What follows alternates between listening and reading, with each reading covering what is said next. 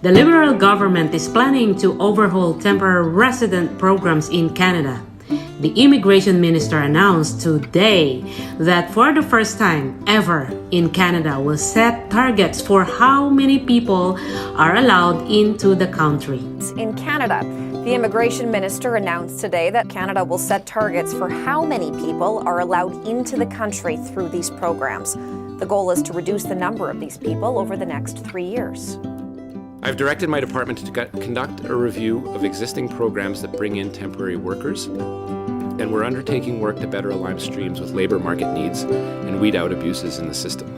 Okay, so first of all, there's this overall target that they want to get in terms of the percentage of population. So temporary residents right now make up 6.2% of Canada's population, or 2.5 million people. They want that over 3 years to get down to 5%. Those targets in terms of actual numbers of, okay, this is how many we will take in and how many we'd like to have come into the country. The minister says number one is sustainability of the system.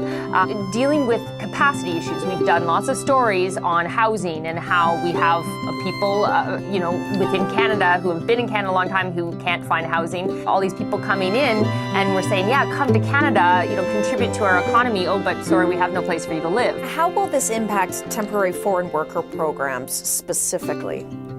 So they did address that in a news conference today because there are new restrictions within that program. The government wants to reduce employers' reliance on that program or what they might characterize as an overdependence. They don't want employers to use the temporary foreign worker program to avoid paying decent wages to Canadians or people already in Canada. Mark Miller, the immigration minister, talked about why that's important. Have a listen.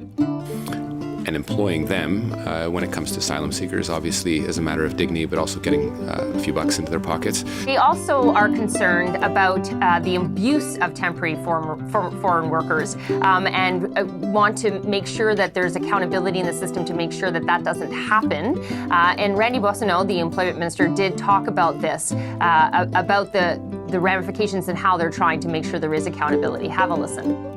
If the behavior doesn't get better, there's another review, and I step in and give hefty fines and pull the permit for 5 to 10 years. And I have done that as minister already.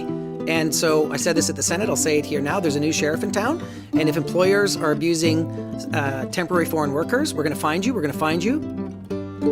Now, really overall, they want employers to adjust to a new reality. There was a very large job vacancy issue post-pandemic. There are still job vacancies, but they want employers not to just be their first point of reaction is to look for temporary foreign workers. There are exceptions, though, for healthcare workers and construction in terms of some of these restrictions because those areas are still so in dire need of workers.